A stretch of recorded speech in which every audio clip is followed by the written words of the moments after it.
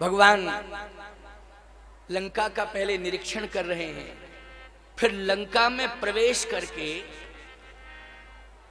भगवान राम ने ऐसी कंडीशन पैदा कर दी कि रहा न कोकुल रोवन हारा। लेकिन गोस्वामी जी कहते हैं ये परिणाम राम विमुख असहाल तुम्हारा। भगवान से विमुख हुआ ना रावण का परिवार, ये राक्षस, इसलिए रहा न कोकुल रोवन हारा। मैं कहता हूं कि विभीषण जी महाराज भी उसी कुल में पैदा हुए थे, लेकिन विभीषण जी ने अपना गोत्र ही बदल लिया, वो तो अच्युत गोत्री हो गए। क्यों भाई, जब भगवान की शरणागति प्राप्त कर ली प्रभु राम की, तो बोलो राम जी की शरणागति में जो पहुंचेगा उसका गोत्र कौन सा होता है? अच्युत गोत्र हो जाता है। हनुमान जी ने भाई बना लिया, भगवान ने हृदय से स्वीकार कर लिया विभीषण जी महाराज को। विभीषण जी भगवान की शरण में पहुंच गए। मैं कहता हूं विभीषण जी का अस्तित्व बच गया कि नहीं बच गया? अस्तित्व बच गया। एक काम बहुत अच्छा किया विभीषण जी के परिवार ने कि विभीषण जी की पुत्री त्रिजटा सदा माता सीता जी की सेवा में रही। वो सीता जी को सांत्वना देती रही। विपत्ति काल में, याद रखना, विपत्ति काल में जो साथ देता है वो सबसे बड़ा साथी रहता है और चिर स्मरणीय रहता है, उसकी याद हमेशा आती रहती है। तो मैं तो कहता हूं कि सीता जी को दो की याद आई लंका में, एक तो गिधराज जटायु की और अयोध्या पहुंचने पर विभीषण की पुत्री त्रिजटा की याद आती रही कि मां तू विपत्ति संगन तय मोरी, तू विपत्ति में मेरी साथी बनी रही, बहुत बड़ा सहयोग किया। तो सीता जी को जटायु की याद आई और त्रिजटा की याद आई। तो भैया मैं कहता हूं कि विपत्ति में जरूर सहयोग किया करो दूसरों का। अच्छे दिन आ जाएं फिर सहयोगी बन जाओ तो कोई बड़ी बात नहीं है, लेकिन यदि बुरे दिन आ गए हैं, विपत्ति काल आ गया है, तो उपहास मत करना, उसकी विपत्ति को समझना और जितना तुम्हारे अंदर सामर्थ्य हो उसकी विपत्ति दूर हो इसके लिए सहयोग करना। और यदि इतना भी नहीं कर सकते हो तो विपत्ति काल में किसी का उपहास मत करना, उपहास मत करना, एहसास करना। क्या करना? एहसास करना। बस एहसास कर लोगे तो तुम नेक इंसान माने जाओगे, अच्छे इंसानों की लिस्ट में तुम्हारा नाम निश्चित रूप से अंकित हो जाएगा। इतना जरूर करना, क्योंकि हाड़ मांस का शरीर है, ये तो जाएगा ही जाएगा संसार से, लेकिन अच्छी सोच लेकर के जाओ, अच्छा कार्य करके जाओ, भला करके जाओ। भगवान राम ने देखा कि विभीषण जी राजा बन गए, बड़ा संतोष मिला कि हमने अपने जीवन में कम से कम एक नगर के अस्तित्व को बचाया और ऐसे के हाथ में सौंप दिया कि जो संत बन गया। विभीषण जी तुम सारिखे संत प्रिय मोरे, ऐसे संत के हाथ में मैंने लंका की व्यवस्था दे दी है कि निश्चित रूप से लंका का आज सम्मान सुरक्षित हो गया। नहीं तो लंका में अच्छा काम नहीं होता था। लंका में नरसिंह भगवान का मंदिर था और नरसिंह भगवान ऐसे देवता हैं प्यारे कि उन्होंने हिरण्यकश्यप जैसे राक्षस के वक्ष को विदीर्ण करके उसके अंतड़ियों की माला पहन ली थी। बोलो, अपने नखों से। ऐसे देवता हैं, लेकिन वो भी बैठे बैठे देख रहे थे और कहूं महिष मानस धैन खर अज निशाचर भक्षही, ये अन्याय रावण कर रहा था और नरसिंह भगवान का मंदिर, वहां मूर्ति बैठी बैठी रो रही थी, मूर्ति बैठी बैठी रो रही थी प्यारे। लेकिन जैसे ही नरसिंह भगवान को ये स्मरण था कि नहीं नहीं, अवतार तो राम जी का हो ही चुका है, और अवतार होता ही इसलिए है असुर मार थापे सुरन राखे निज सुत से, जग विस्तार है विशद जस राम जन्म कर हेतु। श्री राम का अवतार ही इसलिए हुआ है, रावण का वध करने के लिए राम का अवतार हुआ है, रावण का ही वध करने के लिए राम का अवतार हुआ है। और केवल रावण का वध करना ही नहीं, एक बात आपको बताएं, रावण का वध हो जाता लेकिन रावणत्व खत्म ना होता तो बेकार था। क्या फायदा दूसरा रावण पैदा हो जाता? भाई रावणत्व खत्म होना चाहिए कि नहीं? बोलो एक बात बताओ, मरीज को मरना चाहिए कि रोग को दूर होना चाहिए? पहले ये बताओ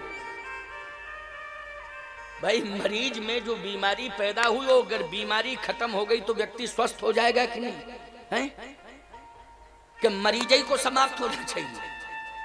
प्रयास डॉक्टर ये करता है कि इसकी बीमारी हम ठीक कर दें, ये बच जाए, लेकिन इसकी बीमारी खत्म हो जाए, ये डॉक्टर प्रयास करता है। भगवान राम का भी अवतारवाद में यही प्रयास है। परशुराम जी चाहते तो वैसे सहस्त्र बाहु भुज छेदनिहारा परशु विलोक मही कुमारा, इतनी बड़ी क्षमता है परशुराम जी के परशु में।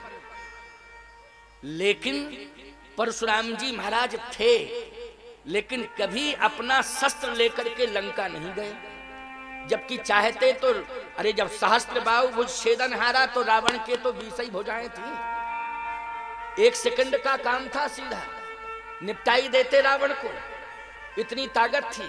लेकिन बोलो परशुराम जी आंख बंद करके भजन करते रहे कि नहीं करते रहे?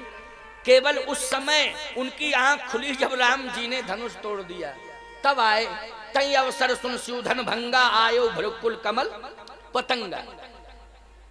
उस समय परशुराम जी महाराज आए और अपने अस्त्र शस्त्र राम जी को सौंप करके भृगुपति गए बनहि तप हेतु। इसका मतलब यह है प्यारे कि परशुराम जी महाराज रावण को मार सकते थे, लेकिन रावणत्व खत्म नहीं कर सकते थे। दानव को मार सकते थे, लेकिन दानवता खत्म नहीं कर सकते थे। भगवान राम रावण को मारने नहीं आए, रावणत्व खत्म करने के लिए आए। भगवान राम केवल दानव को मारने नहीं आए, बल्कि दानवता को समाप्त करके मानवता का श्रृंगार करने के लिए प्रभु राम आए हुए, मानवता का श्रृंगार हो जाए। और बोलो राम जी ने मानवता का श्रृंगार किया कि नहीं किया?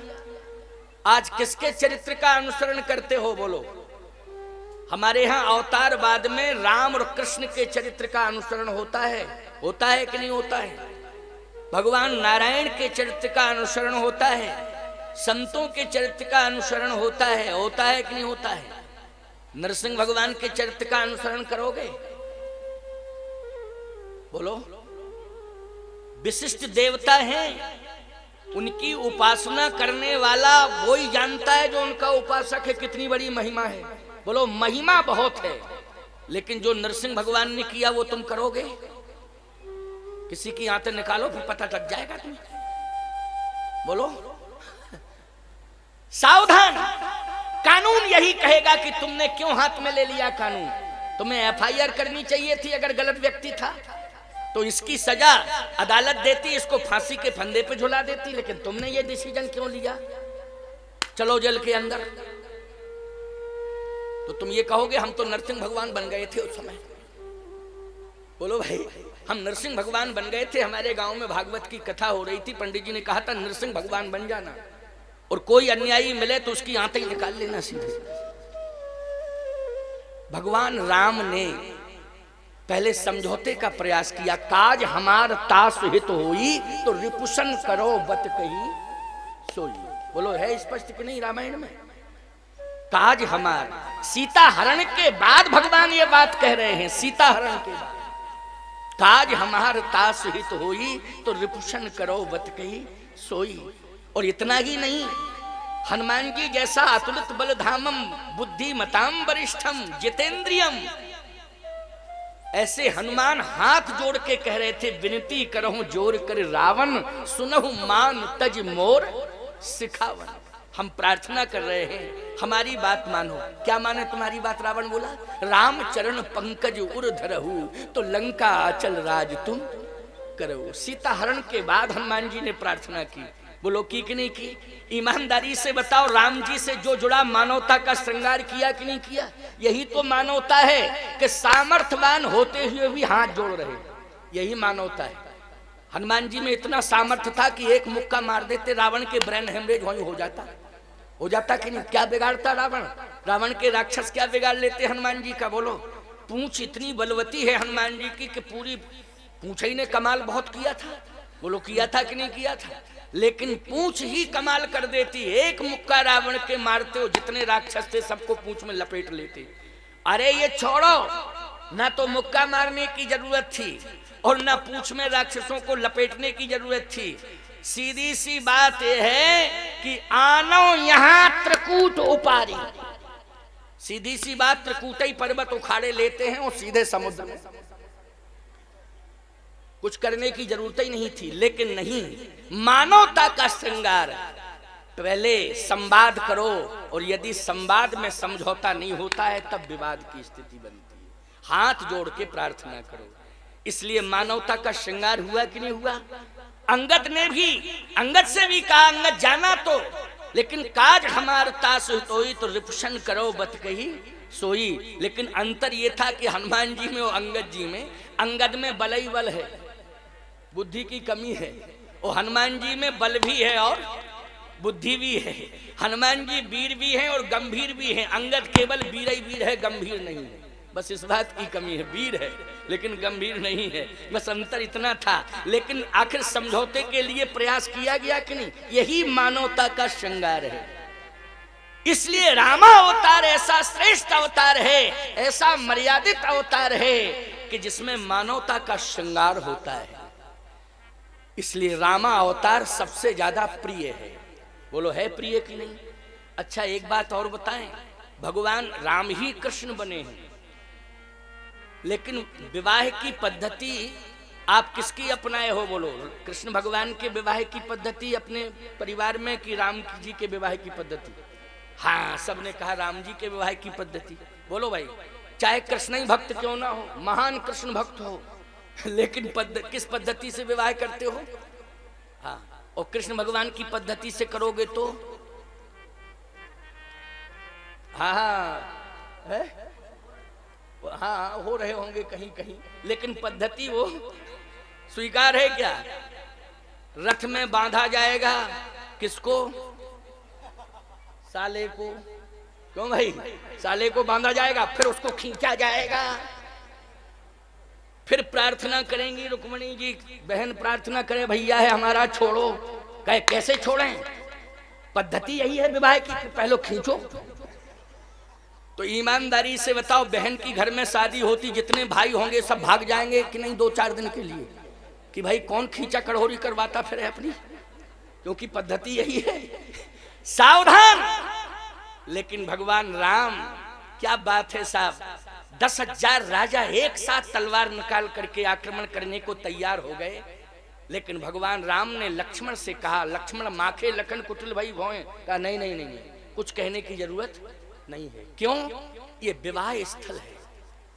तो जनक जी बोले, जनक जी तो बेटी के बाप हैं, बेटी का बाप चाहे जितना प्रभावशाली क्यों ना हो, अगर बारातियों में कुछ आ गए नशेड़ी वसेड़ी तो उनके ऊपर लाठी नहीं भांजता है, हाथ ही जोड़ता, भैया इज्जत का सवाल है, थोड़ा सा कृपा करो, इज्जत का सवाल, हाथ जोड़ता है कि नहीं जोड़ता है। अच्छा, दूल्हा तो बिल्कुल भगवान ही बन जाता है, उस समय बैठा ही रहता है, वो ना हिलता है ना डुलता है ना ज्यादा बोलता है। क्यों भाई, क्योंकि वो भगवान ही है उस समय। तो राम जी ने कहा, हम दूल्हा और तुम भी दूल्हा, और जनक जी बेटी के बाप हैं, और फिर ये राजा जो तलवारें निकाले हैं, कहा ये भगवान पर छोड़ दो, भगवान पर छोड़ो, विवाह में शांति रहना चाहिए, अगर कोई ग्रह उपद्रव करता है तो भगवान पर छोड़ दो, भगवान व्यवस्था करेंगे। और ये जितने भी खुरापाती थे, बोलो इनकी सबकी व्यवस्था 5 सेकंड में परशुराम जी ने कर दी कि नहीं कर दी। पितु समेत कह कह निज नामा, लगे करन सब दंड प्रणाम। और भगवान परशुराम ने ये दिखा दिया कि सुन, मुझे ही तू साष्टांग प्रणाम कर रहा है या तुम सब मिलकर के कर रहे हो, लेकिन मैं किसे प्रणाम कर रहा हूं, कहे जय जय जय रघुकुल केतु, भृगुपति गए बनहि तब हेतु। और जब परशुराम जी सरेंडर हो गए तो जितने राजा थे वो भी कहने लगे, राजा रामचंद्र की जय हो जय हो जय हो, क्योंकि हाईकमान सरेंडर हो गया, तो ये क्या करेंगे बेचारे। देखा आपने, आदर्श विवाह हो गया कि नहीं हो गया। बोलो पूरा का पूरा विवाद संवाद में बदल गया कि नहीं। और जब विवाद संवाद में बदलता है उसी समय समाज में मानवता का श्रृंगार हो जाता है प्यारे।